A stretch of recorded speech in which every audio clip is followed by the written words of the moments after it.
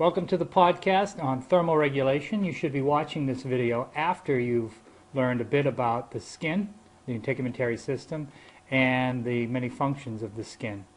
And this will also give you some insight as to some of the answers to that case study you just read about, left out in the cold. Joel, our hiker who decided to go off hiking in the Canadian Rockies by himself with minimal clothing. Now, as I said, this is about thermoregulation, and it's the body's way of maintaining a steady body temperature of around 98.6 degrees Fahrenheit or 34 degrees Celsius. The word thermoregulation, and you should be used to taking these big long words and breaking them down into their parts. The word therm means heat and regulation means to control. So in our bodies, this thermoregulation is our way of maintaining a proper body temperature, again at 98.6 degrees Fahrenheit. Now, there are a few systems of the body that are involved with this. Not surprising, the skin that you just learned about has many features that help you maintain body temperature, both passively and actively. We'll talk about that in a moment.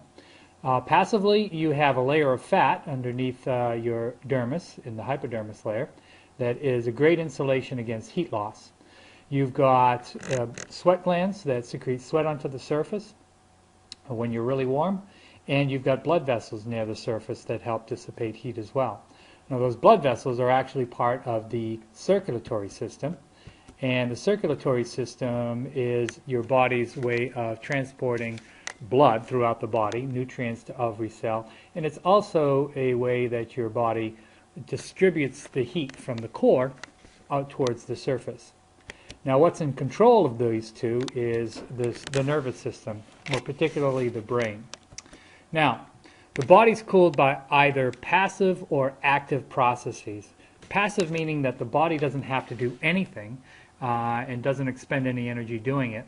And active means that the body must spend some energy in order to keep itself cool or warm. So what are some of these? Well, first of all, convection. When cool air moves over a warmer surface, this carries heat away by convection. You may have heard of that term before. And convective body cooling is just simply that, cool air coming near the body and leaving as warm air. This is how a cool breeze cools you down. And that's a passive process. Another process is through infrared radiation. Heat travels through space from a warm body through space to cooler areas in the form of infrared radiation. So this is radiational cooling or radiation body cooling. That also is a passive process. Here you see a picture of, actually an infrared picture of a girl showing the warmer areas of her body as red and the cooler areas as blue, and a gradation in between that. So it's an interesting way of studying heat loss through the body.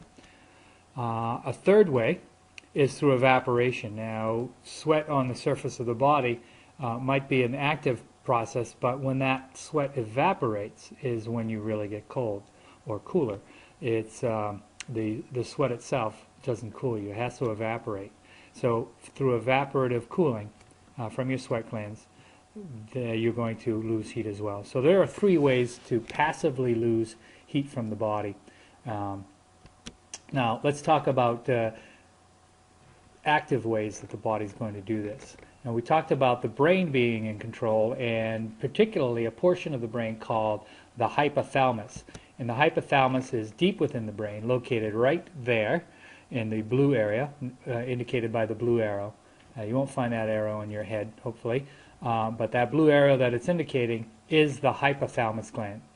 Now, it controls the blood vessels, portion of the circulatory system. And when you're feeling cooler, or when the hypothalamus gland senses that you're cool, it'll cause blood vessels near the surface of the skin to constrict. Now, they call that vasoconstriction. And as you can see in the diagram down below here, if these blood vessels near the surface of the skin constrict, well, then blood is going to bypass them and stay away from the surface of the skin and reduce heat loss through those passive processes that we just talked about and keep the core of the body cool. In the other direction, when you're overheating, that hypothalamus will cause those blood vessels to dilate, and therefore allowing blood to come much closer to the surface of the body and allowing heat loss through those three passive processes as well.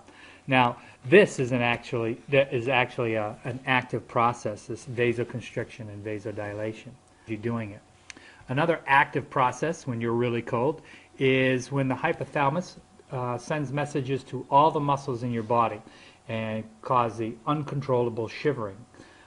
This shivering acts to warm your body. The muscles, when they do that, are really producing excess heat.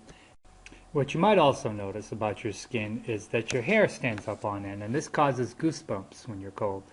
What's really happening is that the hypothalamus is sending a message to little tiny muscles attached to each hair. The muscle is called the erector pili muscle. You might remember that from the last unit. And as it pulls on the hair, it puckers up the skin and creates the goosebump. And if you had more hair or fur or feathers, that would actually help trap warm air near the surface of your body. Another active way of keeping warm air near the surface of your body and keeping you warm.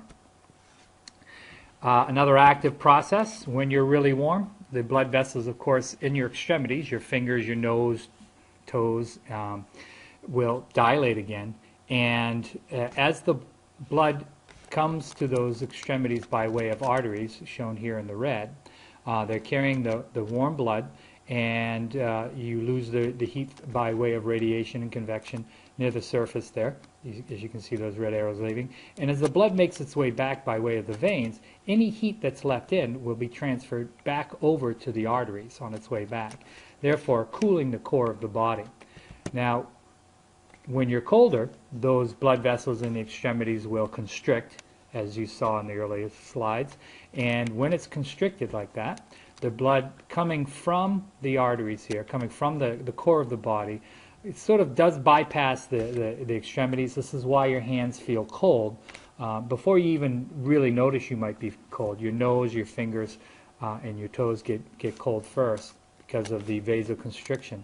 What's happening is that as the blood does return, the heat from the arteries warms that blood and keeps the core of the body warm as well. That's an active process.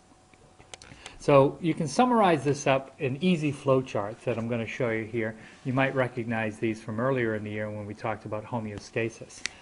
Body temperature is one of the classic ways that we demonstrate homeostasis, maintaining a stable internal environment. Here, for example, we have a body temperature that's too high. That's a stress that's on the body. And as you know, the hypothalamus gland is in control of that, up in the brain.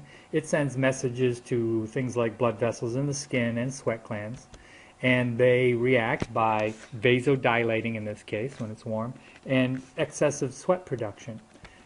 Through those active and passive processes, the body gets cooler, hopefully, and that cooler body temperature is recognized by the hypothalamus gland, which can cool it down, or can stop the process when the body temperature is at the right temperature. On the other end, you've got a body temperature that's too low. This is a stress on the body, again detected by the hypothalamus gland. The effectors would be blood vessels in the skin and your sweat glands.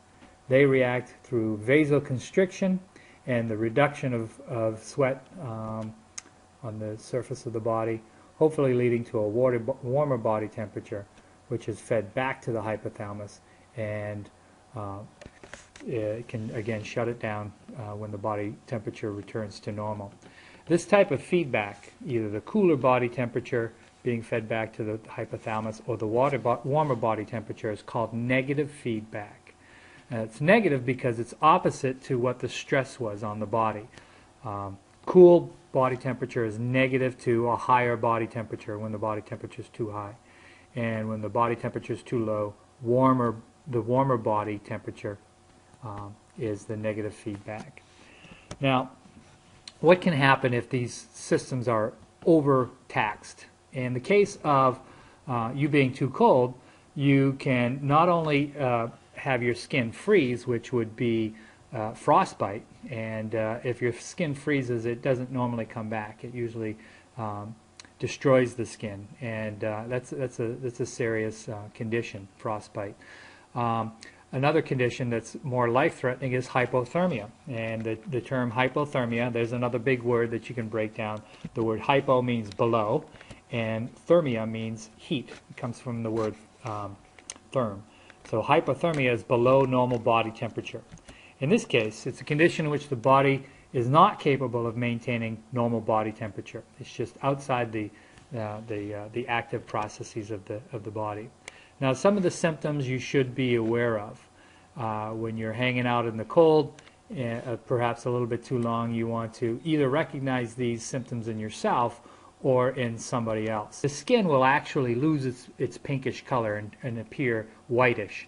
It's an indication that the blood's come out of the skin and it's in danger of freezing, and that's going to lead to frostbite, which is going to damage the skin or destroy it. And you may have seen pictures of people who have suffered from frostbite. Their noses are gone. That's one of the first things that can get frostbite because it's so unprotected. The skin and the tissues will actually die. For hypothermia, some of the symptoms include shivering is stopped, but the body is still cold. You haven't come out of the cold weather, but they've gone beyond shivering. Clumsiness or lack of coordination, it's really affecting the brain in this case. Slurred speech and mumbling, confusion or difficulty thinking. At this point, it's probably very difficult to recognize hypothermia in yourself, but you might recognize it in somebody else. Poor decision making, such as trying to remove warm clothes. In many cases, people who have died from hypothermia are found nearly naked because they get this euphoric feeling and they actually start feeling overheated. Drowsiness or very low energy. The hypothermic victim will actually fall asleep before their body stops. Lack of concern about one's condition, they just don't care, and a progressive loss of consciousness. They will fall asleep and die in their sleep. And they've got a weak pulse, slow and shallow breathing. All of these will, if they're not corrected and if the person doesn't get into a warmer environment, they will die. And this quite possibly could have happened to Joel if he hadn't been rescued in time. Thank you for watching this podcast, and I hope you learned from it. And watch it again if you missed something.